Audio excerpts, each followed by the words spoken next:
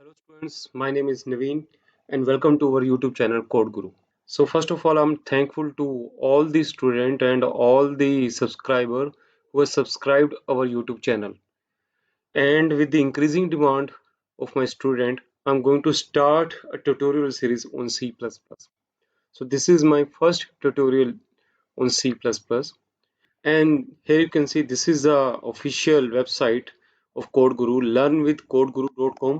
और इस वेबसाइट पे जितने भी हमारे ट्यूटोरियल के कोड होंगे, जो भी हम कोड करने वाले हैं अपकमिंग वीडियोस में, you can download all the codes from this particular website, right. And before we start, let me tell you student कि आपने अभी तक मेरा चैनल अभी तक अगर सब्सक्राइब नहीं किया है, so please subscribe my channel and please do not forget to press the bell icon so that you can get the notification of the upcoming tutorials, right? So please press the bell icon. You can see the subscribe button at the right hand side of your screen. So here we are going to start with the introduction of the C++. So students, C++ जो language है, it is an object oriented programming language and it's not like procedure oriented language जो C आपकी language थी. If we compare C++ with C, so C was a procedure oriented language and C++ is a object oriented language. So this language was developed by Jane Strostrup for his PhD thesis. तो जेन स्ट्रोस्ट्रोप का PhD thesis का एक काम था and he developed this language in 1979 as an extension of C language. That means C language जो थी इससे पहले डेवलप हो चुकी थी एंड जेन स्ट्रोस्ट्रोप ने has make some changes in the C language. So we can say that जो C language के बाद जो सी प्लस प्लस लैंग्वेज हुई, तो C plus plus we can say is an enhanced version of the C language. Then initially Strostrop named it with C with classes. तो सबसे पहले जब C++ लैंग्वेज डेवलप करी जेन स्ट्रोस्ट्रॉप ने, तो जेन स्ट्रोस्ट्रॉप ने इसका जो इनिशियल नेम रखा वो क्या रखा, C with classes. But later on he has named it as C++.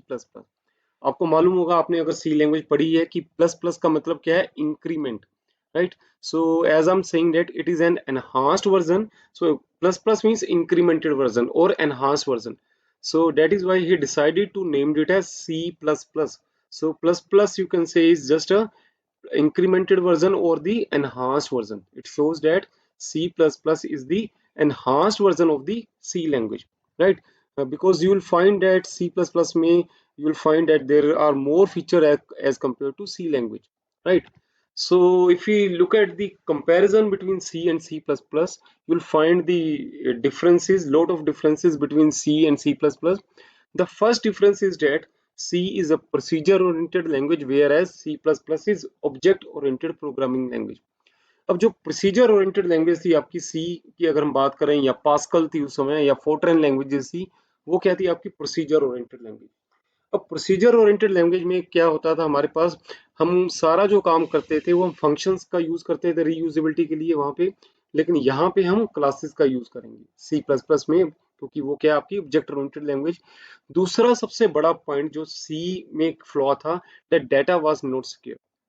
अगर हम ग्लोबल डाटा की बात करें तो सी के अंदर मेरा जो ग्लोबल डाटा था वो सिक्योर नहीं था, क्योंकि मेरे पास क्या था, सी के अंदर मेरे पास अगर let's say we have multiple functions in this C, और हर एक फंक्शन उस ग्लोबल डाटा को एक्सेस कर रहा है.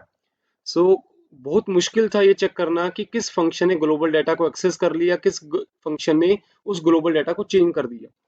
But here in the object oriented programming language in just like C++, जो मेन फोकस किया गया वो किस पे किया गया, डाटा की सिक्योरिटी के ऊपर.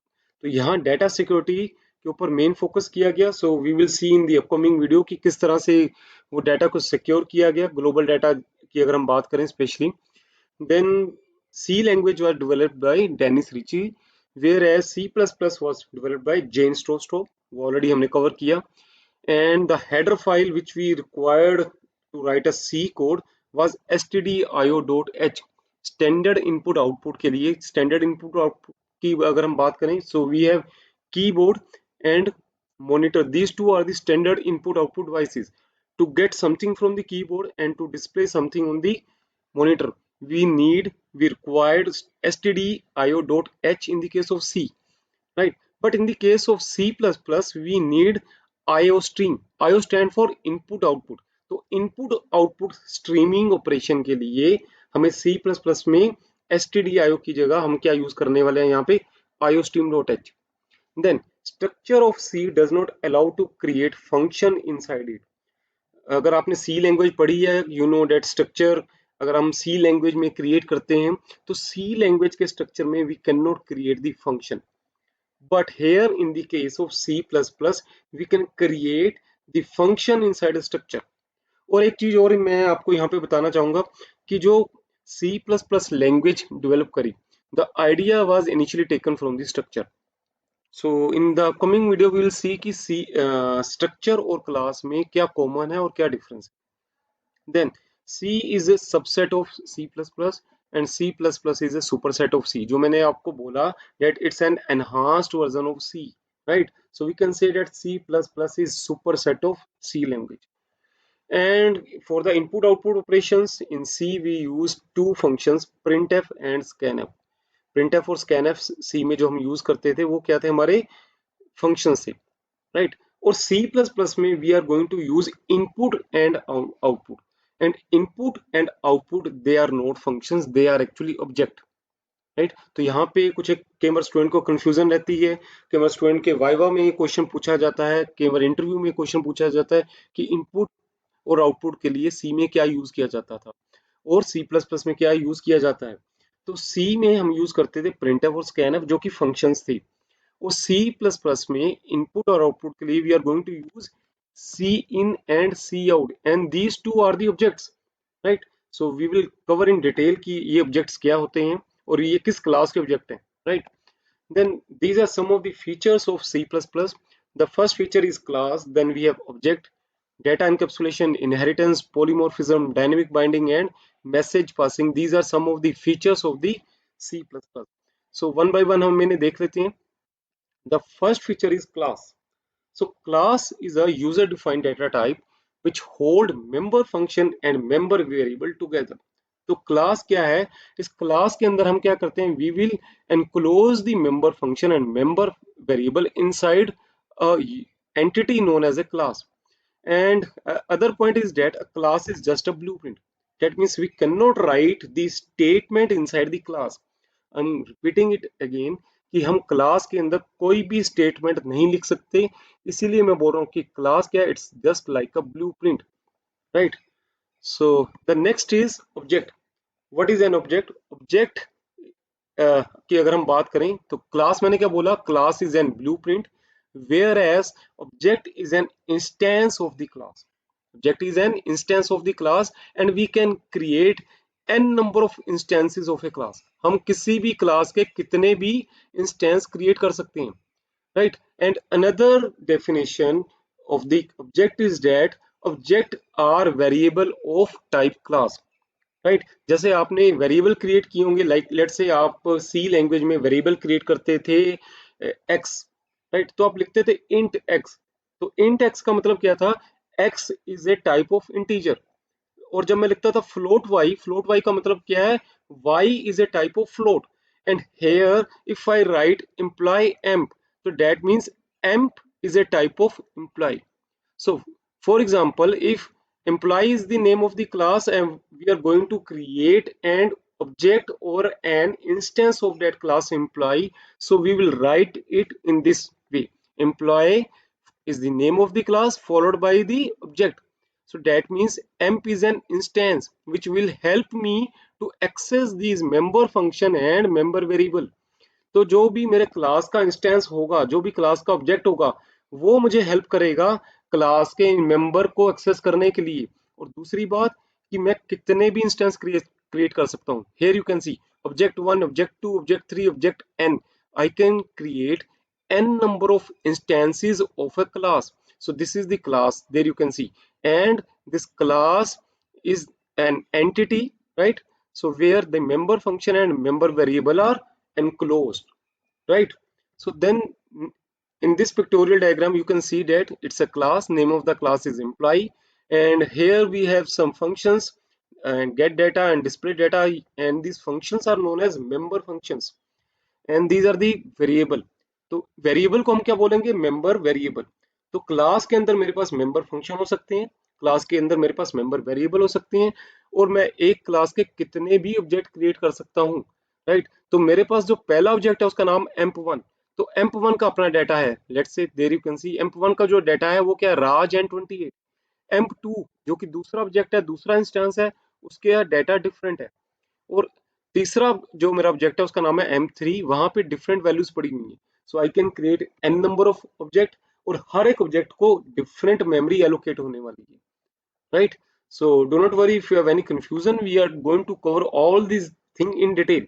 मे बी यहाँ पे आपको अभी कंफ्यूजन लग रही हो, मे बी आपको डाउट्स आ रहे हो, but before we start with the class and object, तो हमें इनिशियली पता होना चाहिए कि क्लास क्या होती है, क्लास का जो अपीयरेंस है वो कैसी होती है, it's a blueprint.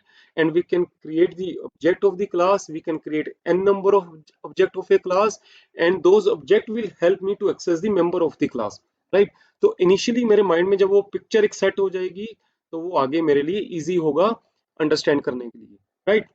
So next feature of the OOPS of the object-oriented programming language is encapsulation. So wrapping up of data and function inside a single entity, जो जिसे हम क्लास बोलते हैं, is known as a encapsulation, right?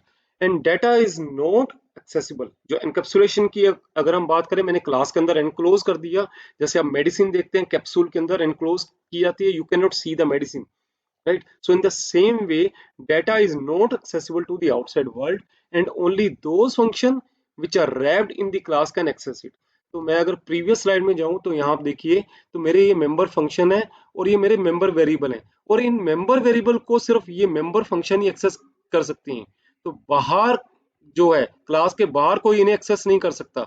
No buddy can see कि class के अंदर क्या है, राइट। सो जो मैं आपको बात कर रहा था कि सी प्लस प्लस में हमने डाटा को सिक्योर किया है, we provide the security as compare to procedure oriented languages, right? So data is not accessible to outside world, and only those functions which are wrapped in the class can access it, right? So you can think encapsulation like a capsule medicine tablet which hide medicine inside it, right? So the next feature is inheritance. It's a very good feature. It's a very important feature in inheritance. Inheritance feature allow me to inherit a class from another class, right? So there you can see मेरे पास एक class है, एक class already बनी हुई है, और उस class में से जब मैं एक दूसरी क्लास क्रिएट करता हूँ, राइट, तो जो एग्जिस्टिंग क्लास है उसे मैं बोलूंगा बेस क्लास, और जो नई क्लास बन के आई उसे मैं बोलूंगा derived class, right? So if I say that when I derived a class from an existing class, तो एक क्लास मैंने बनाई, नई क्लास बनाई, वो होगी ड्राइव्ड क्लास। तो पुरानी क्लास से एक नई क्लास जब मैं क्रिएट करूंगा, that is known as inheritance. तो अब इसका बेनिफिट क्या है? इसका बेनिफिट ये है कि जब मैं ड्राइव्ड क्लास का ऑब्जेक्ट क्रिएट करूंगा, the object of derived class will help me to access the member of derived class as well as the member of base class. तो इनहेरिटेंस आप ऐसे समझ सकते हैं कि जैसे जो चाइल्ड होता है, चाइल्ड अपने पेरेंट के कुछ फीचर इनहेरिट करता है। सो इन दिस वे इनहेरिटेंस जो है वही पेरेंट चाइल्ड रिलेशनशिप को रिप्रेजेंट करता है। तो derived class is a child class, base class is a parent class. तो चाइल्ड जो है वो अपने पेरेंट के फीचर को भी इनहेरिट करेगा।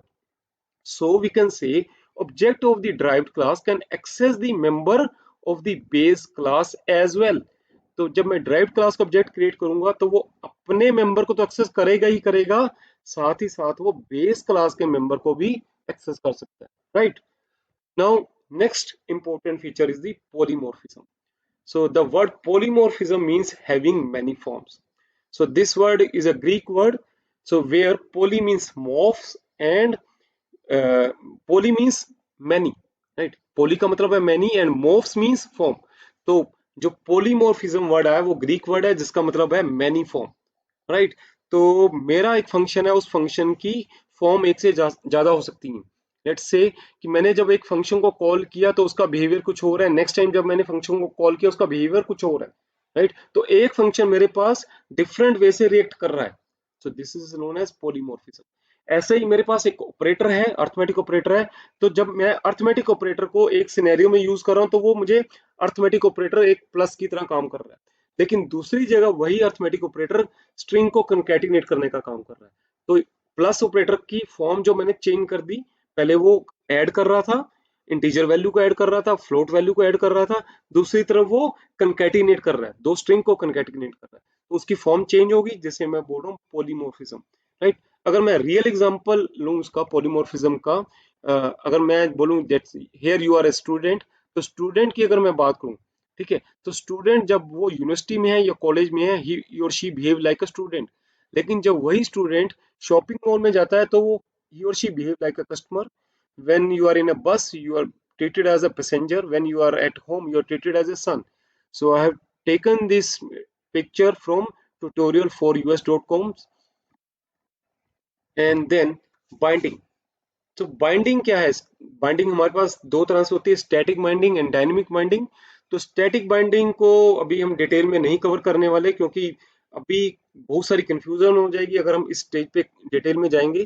तो फिलहाल स्टूडेंट मैं आपको इतना ही बताना चाहूंगा कि static binding is also known as early binding और compile time binding, and dynamic binding is also known as run time binding और लेट बाइंडिंग। तो जब पॉलीफॉर्मिज्म का कंसेप्ट हमारा क्लियर हो जाएगा, then we will cover in detail about the binding. So at this stage, to avoid any kind of confusion, I'm not going in detail, right? So I hope कि जो भी concept मैंने आपको बोले थे C++ के, so let me show you all these concept one again: class, object, data encapsulation, inheritance, polymorphism, dynamic binding and message binding, right? So अभी में भी आपको इतने क्लियर नहीं हुए होंगे, लेकिन आपको आइडिया लग गया होगा कि क्लास क्या होती है, एक माइंड में पिक्चर बन गई होगी, क्लास क्या है, ऑब्जेक्ट क्या है, इनहेरिटेंस क्या है, एनकैप्सुलेशन क्या है, पॉलीमॉर्फिज्म क्या है।